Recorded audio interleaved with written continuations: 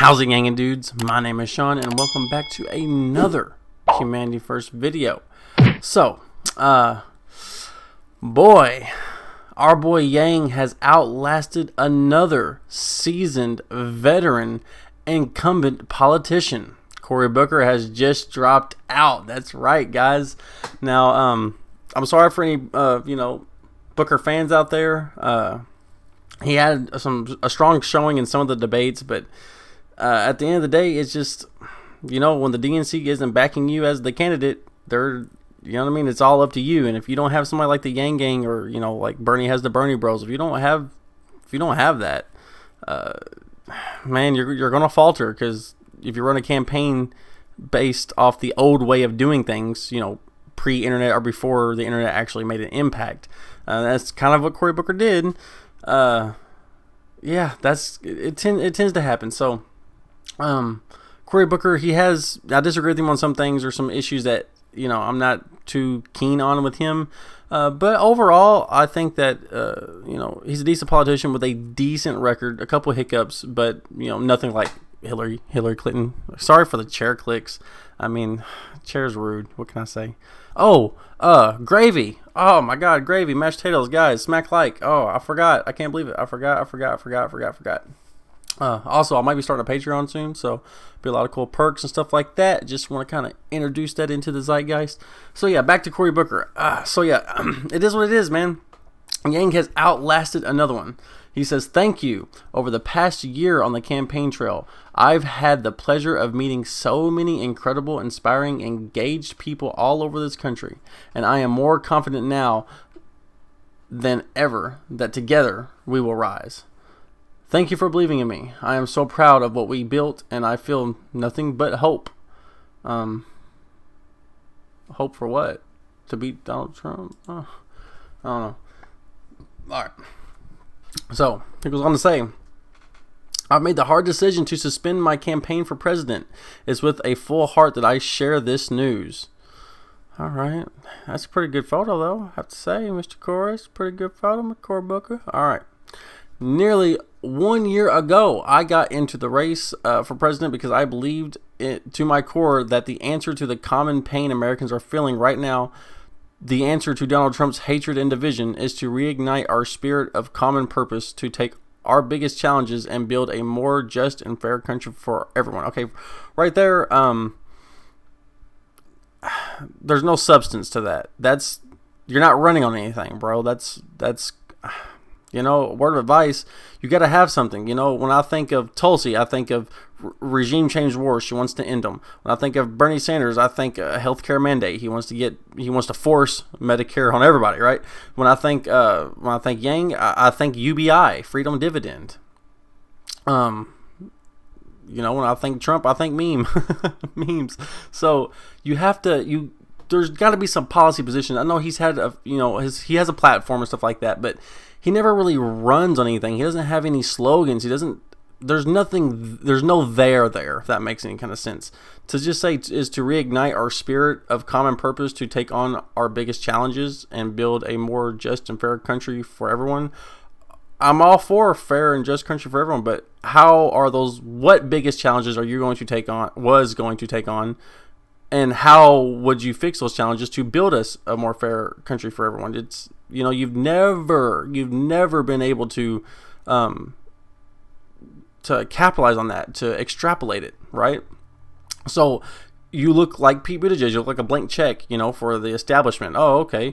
He just wants to reignite the spirit of common purpose. Okay, we're just gonna, hand him a little bit of money and nod your head, boy, and go on, right? So that's how the establishment does with these candidates, and that's how they play to them. That's how Cory Booker plays to the establishment. He says, "Hey, this is what it is. I'll do your bidding." And I say that because I like Cory. As a person, he's a good guy, but as a politician is a politician. Is a politician is a politician. You know what I'm saying? So, and that's why I only vote for anti-establishment candidates who actually have real platforms and real planks on their policies. So, I've always believed that. I still believe that, talking about fair country for everyone. I'm proud I've never compromised my faith in these principles during this campaign to score political points or tear down others.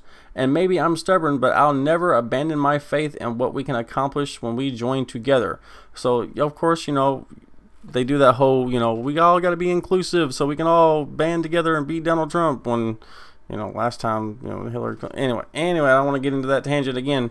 We will be getting into Yang and why Yang is outlasting all these people. So, read a little bit further on, and we'll assess the Yang situation, because man, he's still outlasting him. He's never even had a single vote to his name, and the establishment hates that, because you know what? He has the right ideas, and he's outlasting everybody, even with the establishment throwing everything they have at him, plus the media. Okay, so he says, I will carry this fight forward. I just won't be doing it as a candidate for president this year.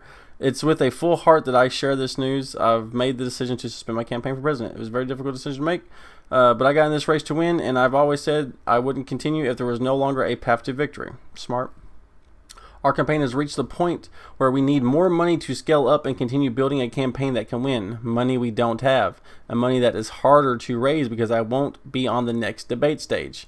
And because the urgent business of impeachment will rightly be keeping me in Washington. So, yes, Cory Booker has missed 2 debates, right? 2 debates.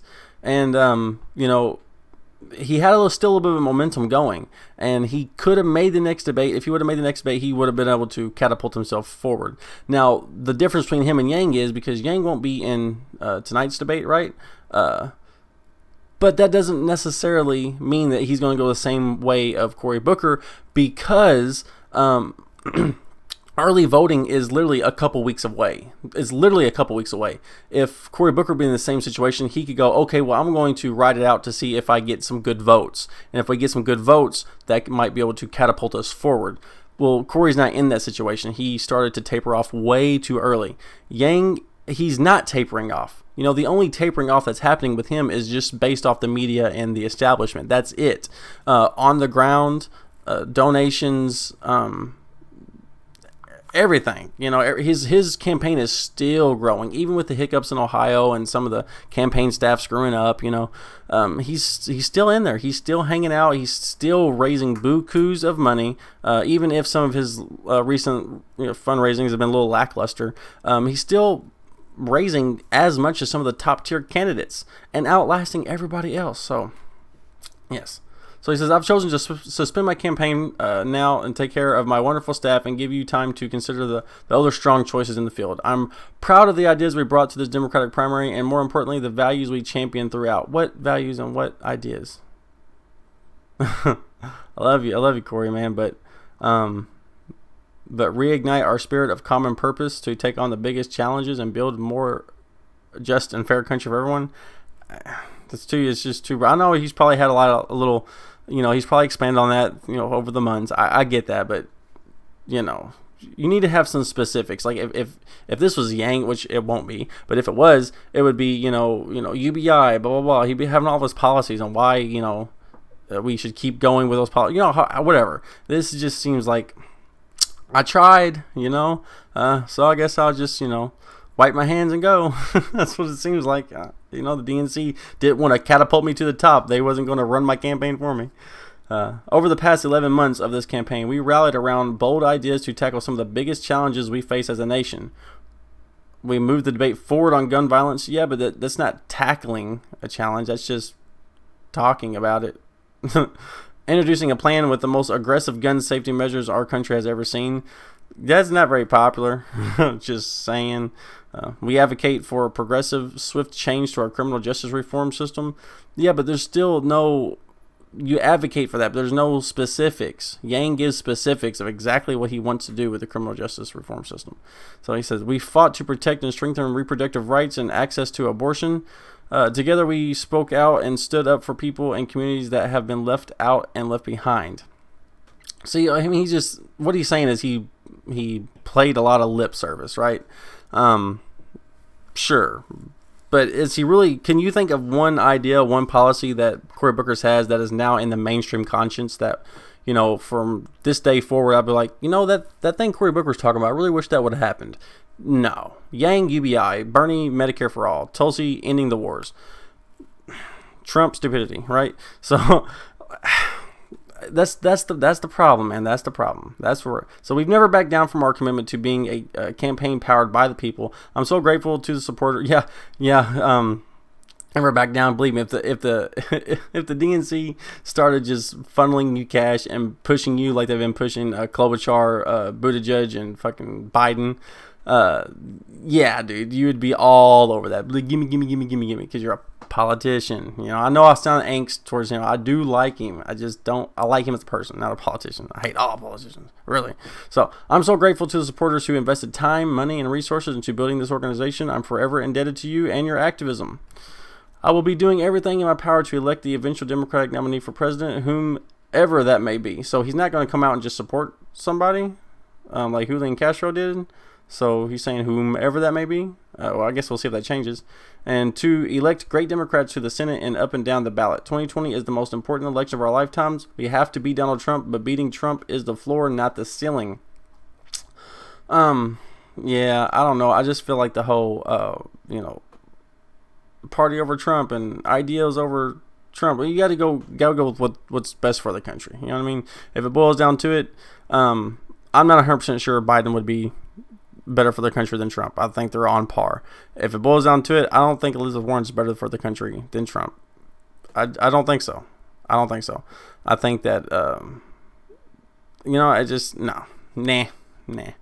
So we must remember that throughout the campaign to come, and as we work to build a more just America in Trump's wake, it's activists like you who are going to be so important in this election. I feel so lucky to have you on my team. What? Your team is disbanded, bro.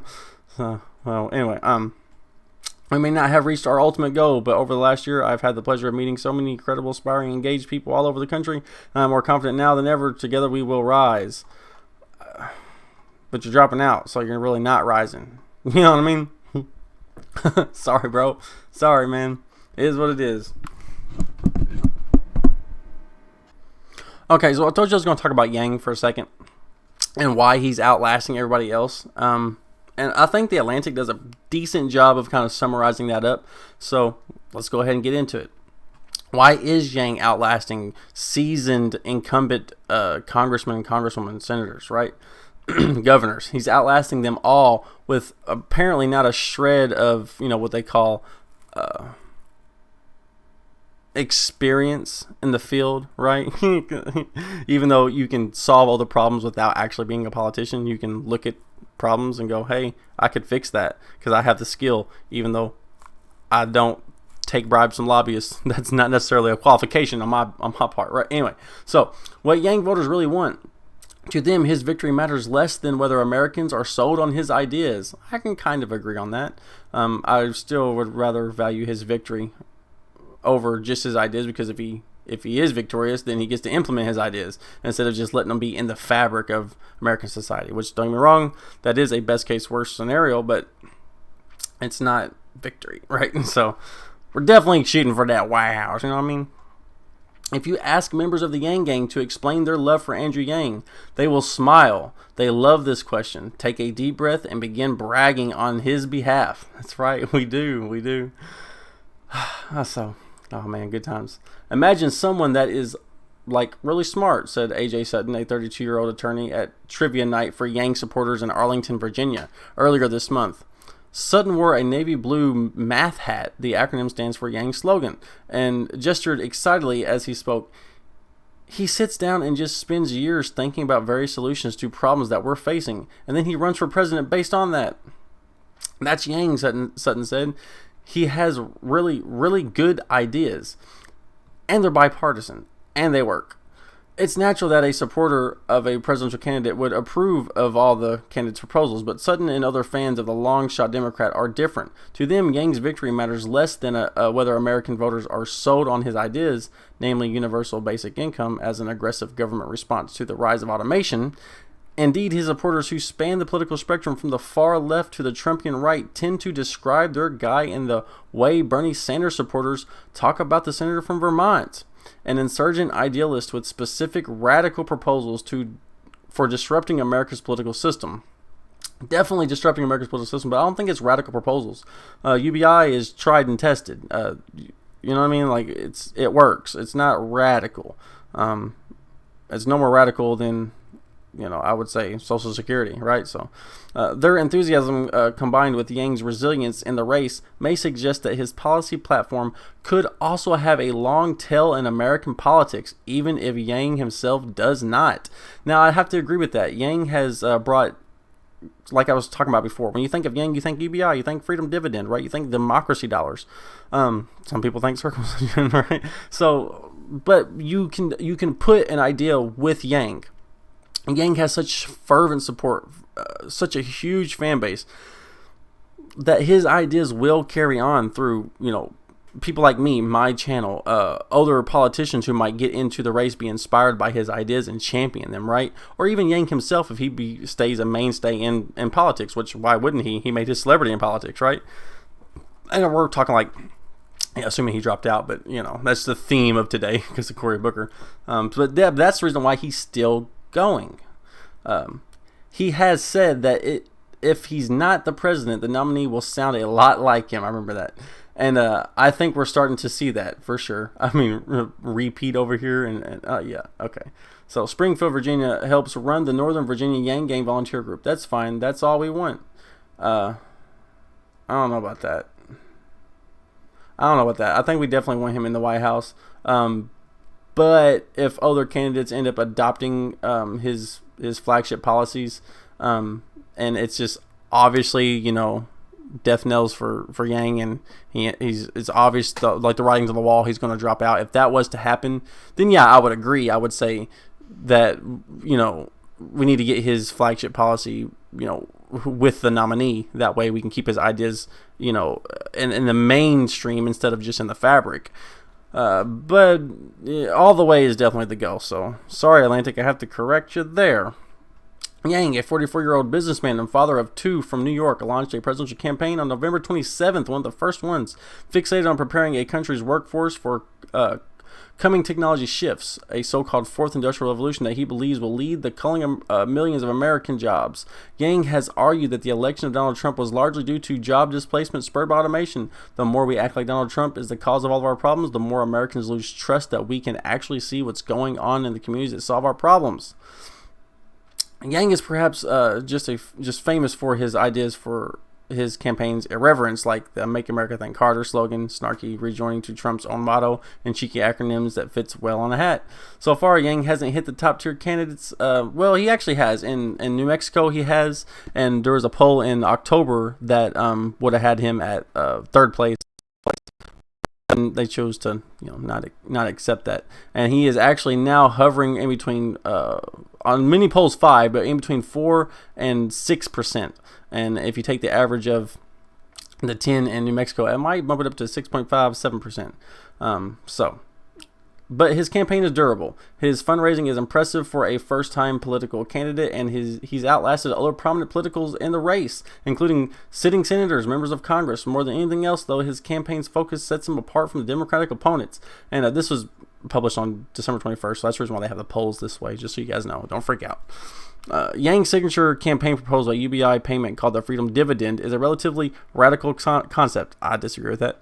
Not unlike the policy priority Sanders first campaigned on in 2016, Yang wants the government to give people money, $1,000 a month to be exact, to help support those who have lost their jobs due to automation, remedy income inequality, and compensate for unpaid labor performed by millions of Americans, including child rearing and caregiving. That's what I was talking about. It's not that like what did Cory Booker say? He wanted to I want to reignite our spirit of common purpose to take on the biggest challenges and build a more just and fair country for everyone. What is that? That is not a policy. That is not an idea. That's lip service. That's vote for me because I'm saying flowery words, right? Yang has a freedom dividend, $1,000 a month, that's supposed to help the lost jobs due to automation. It's supposed to help remedy income inequality. It's to compensate for unpaid labor performed by millions of Americans, including child rearing and caregiving. Like, it's not just like, I want to give everyone $1,000. That's the end of it. He has exact reasons why and how it will help. So that's the reason why he's resonating with people. During the 2016 race, Sanders amassed a grassroots following with ideas like Medicare for All and tuition-free public college, two policies that initially had little mainstream support. That was the first year a majority of Americans backed Medicare for All, and their support has remained steady ever since. According to figures from Kaiser Family Foundation, also since 2016, support for free public colleges has grown from 47 to 63%. So, the support for UBI is already growing.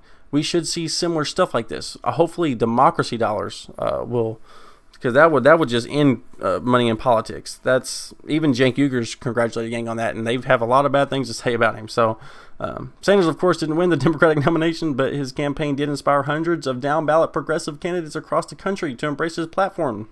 So they're kind of comparing the two there, right? So I kind of agree with that. I think that the further Yang goes, the more his ideas get in the zeitgeist of America, right? So, all right, guys, Cory Booker dropped out.